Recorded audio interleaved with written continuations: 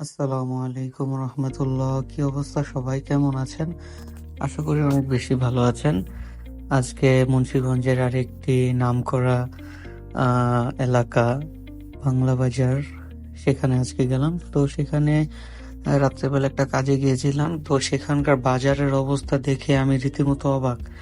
এত বড় বাজার মিলে রাত্রেবেলা এখানে কি নেই? এত সুন্দর সুন্দর পিঠা, ডিম সিদ্ধ, মাছ, মাংস, আরো কত কিছু যে এখানে পাওয়া যায়, আপনারা না দেখলে বুঝবেনই না।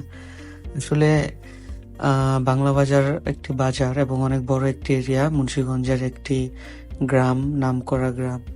সেই গ্রামে যে এত সুন্দর রাত্রেবেলা শীতের দিনে এত সুন্দর এই যে বাহারি রকমের পিঠা, এখানে পিঠা পরে আমরা আহ আমি একটু হাঁটলাম এবং আপনাদের সাথে দেখার জন্য একটু ইচ্ছা করলাম, যেন সবাই একটু দেখতে পারে যে কত সুন্দর একটি বাজার রাত্রেবেলা মিলে।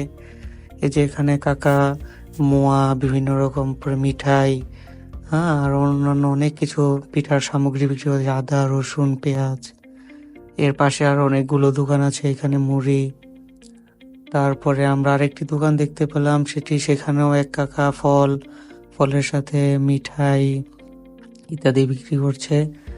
এই যে এখানে বাচ্চাদের জামা কাপড়, আবার হচ্ছে এই যে এখানে এতগুলো মানুষ, এই মানুষগুলোর পাশে এই যে একটা নারিকেল, মিঠাই, বড়ই, তরমুজ, পেয়ারা, ড্রাগন ফল, সর্ষে ইত্যাদি বিক্রি করছে। এখানে আবার ভাপা পিঠা, একটু আগে দেখেছিলাম হচ্ছে চিতই পিঠা, এখানে ভাপা পিঠা। এখানে আবার আমরা দেখতে পেলাম বিভিন্ন কেক, ভাই বাদাম, বুট ইত্যাদি ভেজে বিক্রি করছে। খুব ভালো, মানুষও খুব মজা করে খাচ্ছে।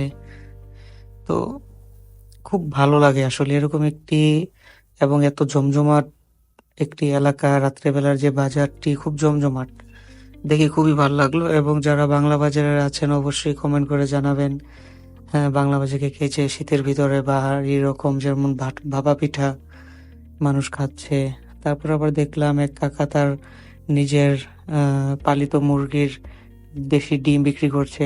দেখলাম হঠাৎ করে এতগুলো মানুষ, এই মানুষের ভিতরে কি হচ্ছে দেখতে গিয়ে দেখলাম, ওয়াও, কত সুন্দর দেশি মাছ, একদম তরতাজা মাছগুলো বিক্রি করতে আনছে রাত্রেবেলা। তাও তো দেখলে আসলে দেখতেই মন চায়। আমি তো অবাক হয়ে গেছি যে বাংলা বাজারে রাত্রেবেলা এত সুন্দর একটি আহ বাজার মিলছে, যেটা বলার মতো না।